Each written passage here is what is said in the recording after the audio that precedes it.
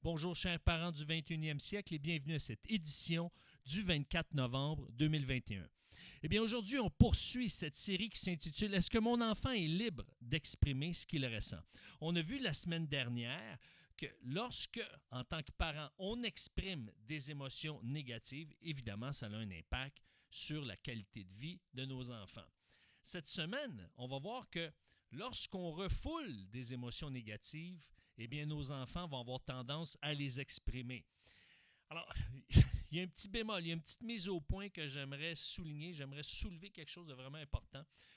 Ce que je vous mentionne là, ici, c'est pas pour pointer du doigt des fautes, c'est tout simplement pour qu'on puisse prendre conscience que des fois, on développe des mécanismes et on n'en est pas conscient. On n'est pas conscient de ce que c'est en train de se passer, puis on n'est pas conscient de l'impact que ça a chez nos enfants. Je peux vous dire une chose, moi, en tant que parent, j'ai été longtemps un parent qui a refoulé ses émotions négatives et ça a eu un impact. Je le vois après coup. Alors, si on peut en prendre conscience dès le départ, ou du moins, plus rapidement on peut en prendre conscience, eh bien, plus positif ça peut avoir comme impact parce qu'on se repositionne. Vous allez voir que c'est important, ce sont des éléments importants, c'est des éléments que moi, j'ai passé au travers. Écoutez, j'étais dans une saison de ma vie où est-ce que je refoulais toutes les émotions, qu'elles soient négatives, positives. J'étais vraiment bloqué émotionnellement. Ça a eu un impact dans mon couple, ça a eu un impact dans toute notre qualité de vie familiale. Et aujourd'hui, j'en vois les résultats. J'en vois les résultats négatifs et je vois les résultats positifs d'avoir débloqué sur le plan émotionnel. Ça produit un impact, ça produit un élément réparateur, restaurateur. Alors, ce qu'il faut comprendre, c'est qu'il n'y a pas seulement les sentiments qui sont exprimés de vive voix qui vont affecter un enfant. Par exemple, ça peut être un soupir, ça peut être un élément ou une façon de s'exprimer qui, en n'utilisant pas nécessairement des mots, mais qui lance un signal à notre enfant. Et lui, notre enfant, il peut sentir qu'il est en train de nous exaspérer ou qu'il est en train de nous taper sur les nerfs. Donc, parfois, on peut refouler nos sentiments pour « je ne veux pas lui faire subir, donc je ne vais pas l'exprimer », mais l'enfant va le capter. Alors, parfois, on aurait le goût de lui dire « Ah, tu m'exaspères ou tu me fatigues ». Mais tout ce que j'accumule en tant que parent, comme frustration, comme tristesse, comme rancœur, finit par affecter notre enfant. Alors, par exemple, si j'ai toujours peur d'être en retard, eh bien, à un moment donné, notre enfant, lorsqu'il va se mettre à travailler ou organiser sa journée ou sa fin de semaine, va toujours sentir ou va sentir qu'il est débordé. OK? C'est comme s'il capte cet élément-là. J'ai toujours peur d'être en retard, j'ai toujours peur de manquer de temps, donc il va se sentir débordé.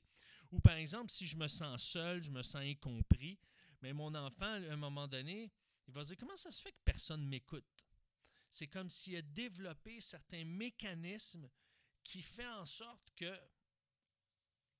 va s'adapter à la situation, mais ça va avoir des répercussions négatives. Donc, ce qu'il faut comprendre, c'est que mon attitude en dit plus long que mes paroles. Parce que lorsque l'enfant entre en contact avec moi, lorsque mon enfant rentre en contact avec moi, il s'imprègne de ce qui est en moi. Alors, je vais lui transmettre autant l'amour et la compassion que moi, je vais recevoir des autres parce que je ne peux pas donner ce que je n'ai pas reçu. Donc, si je reçois de l'amour, de la compassion, je vais lui donner, je vais lui transmettre parce que je l'ai reçu.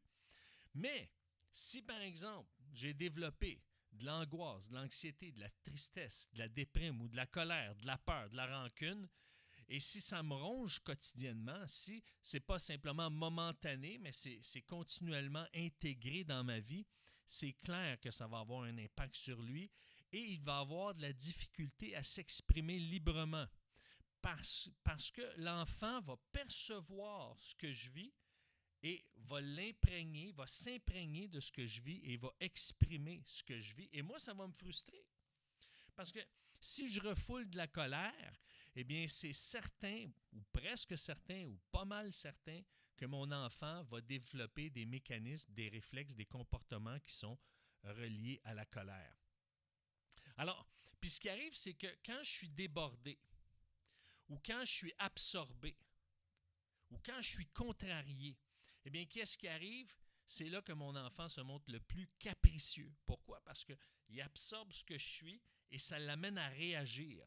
Parce qu'il sent comme un malaise en dedans de lui qu'il n'est pas capable de mettre des mots dessus. Et moi-même, je ne suis pas capable de mettre des mots dessus puisque j'ai appris à refouler. J'ai développé ce mécanisme-là de refouler mes émotions. Alors, quand mes tourments s'ajoutent aux siens, bien là, ça devient trop pour lui.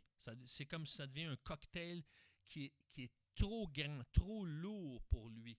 Alors, si les sentiments de mon enfant me contrarient, eh bien, c'est le signe qui est en train d'exprimer une de mes frustrations. OK? Bon, mon enfant est en train de se plaindre, il est mécontent. Puis là, ça me contrarie. Ah, pourquoi il se plaint tout le temps, lui?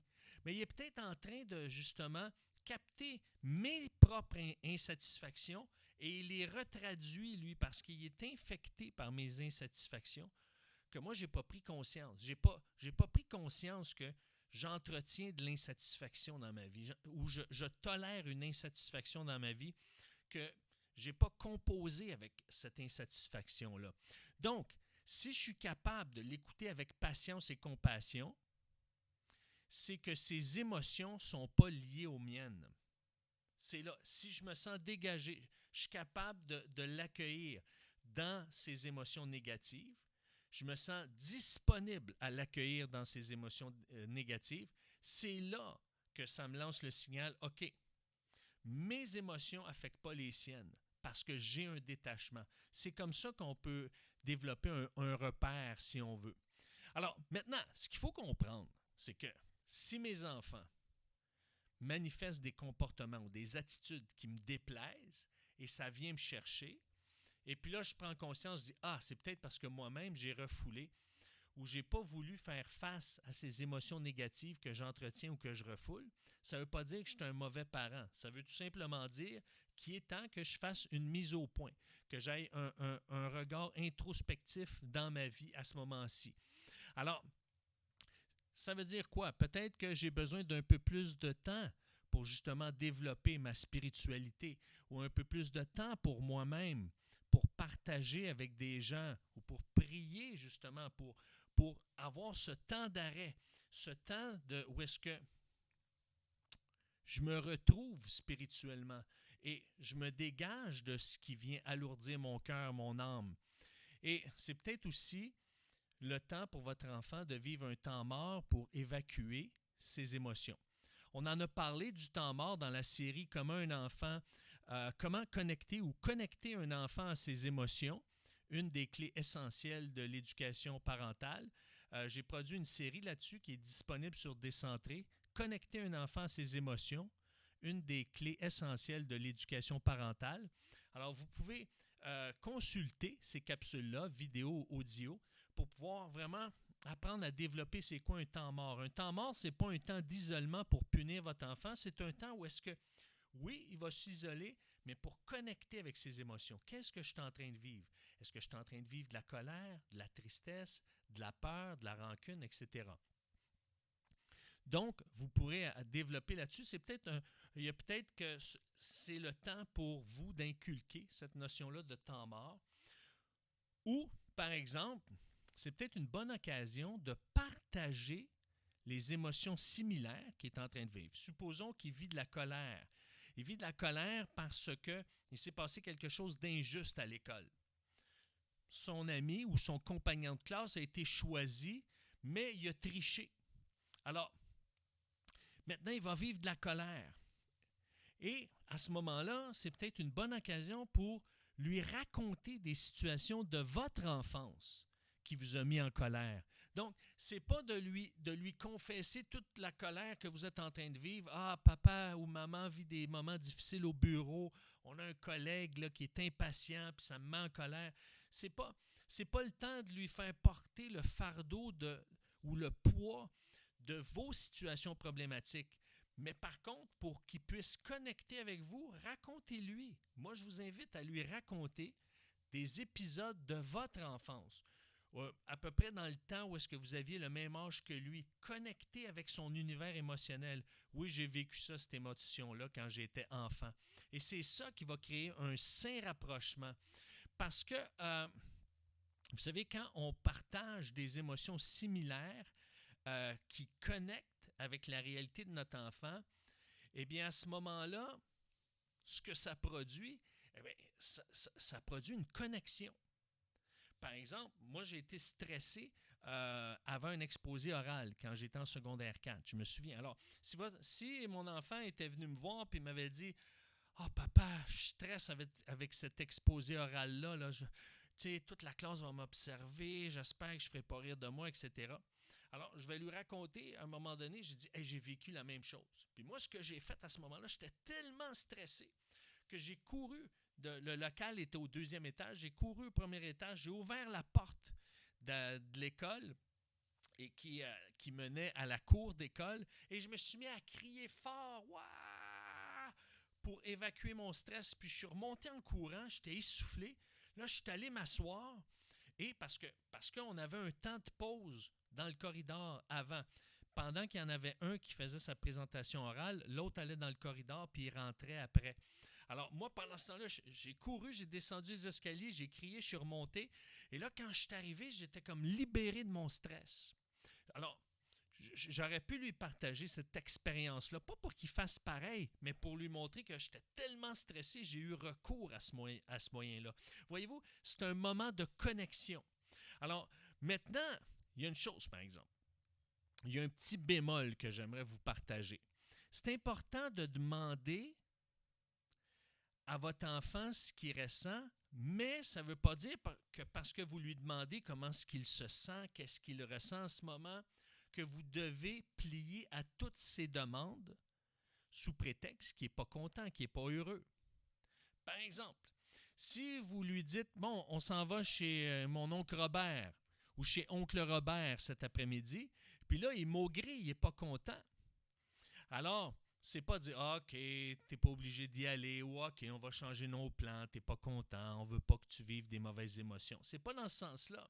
Mais c'est de comprendre, lui lancer le signal et de lui dire « OK, on va se préparer parce que dans 10 minutes, on s'en va ou cet après-midi, on s'en va tous chez oncle Robert. » Et là, il manifeste du mécontentement. « Ah, je ne suis pas content, j'avais prévu d'autres choses. » « Ah, je comprends, pour toi, changer tes plans ou t'aimes pas ça, tu vas t'ennuyer là-bas. Je comprends, moi aussi, quand j'étais plus jeune, puis j'allais chez mes grands-parents ou chez mon oncle, je trouvais ça long, tout ça. Je peux comprendre ce que tu vis en ce moment. Mais sais-tu quoi? Quand on va revenir, on va vivre ça. Ou sais-tu quoi? Là-bas, savais-tu qu'il y a un nouveau chien, par exemple, tu vas pouvoir t'amuser avec lui? C'est d'acquiescer ou de connecter avec son émotion, puis après ça, de le relancer ailleurs pour qu'il puisse voir autre chose. Alors, c'est ça. C'est ce qui fait en sorte que lui, tout ce qu'il a besoin, notre enfant, quand je dis lui, ça peut être votre garçon ou votre fille, votre enfant, ce qu'il a besoin, c'est que vous puissiez identifier ce qu'il ressent. Et ça ne veut pas dire que vous avez besoin de changer les plans, mais ça veut dire que vous avez connecté avec ce qu'il ressent. Et là, à ce moment-là, c'est vous le parent, c'est vous qui avez le mot final. Et ça, c'est rassurant pour lui, c'est rassurant pour votre enfant. Alors, on va poursuivre avec les émotions négatives et le refoulement des émotions négatives. On va le voir sous un nouvel angle la semaine prochaine. Alors, je vous invite à être des nôtres mercredi prochain. Et si vous voulez que cette émission puisse être diffusée encore sur les ondes du 92,7 FM, si vous voulez qu'elle continue à être diffusée sur les ondes du 92,7 FM, je vous invite à m'écrire, si vous voulez la soutenir, à leblogueur avec un seul G, leblogueur@ericlantier.net. C'est leblogueur@ericlantier.net. Sur ce, eh bien, chers parents du 21e siècle, je vous dis à la semaine prochaine et au revoir. Ciao!